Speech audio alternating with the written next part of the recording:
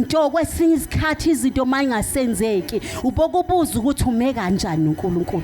ngoba kwesinye isikhathi ezinye izinto ziwumthelela bese egcineni siblame uNkulunkulu ubiza ukuthi ngicheck indlela yami ukuthi ngime kanjani haleluya ngoba mangime kahle yonke into iza in time futhi mawume kahle noJesu haleluya awuwalandela ama blessing iwona ama blessing eza kuwe uthi haleluya kumahubo uDavide uthokuhle nomusa ngiyangilandela asimtholi ethokuhle nomusa ngiyakulandela sathola isibusiso ngoAbraham nathi siphila phekwezibusiso haleluya konke siyakuthola but in time when into ezokusiza hamba kahle noThixo kuze ezovela hamba kahle noNkulunkulu bese ungabheka ama blessing bheka yena ngesikhathi ubheka yena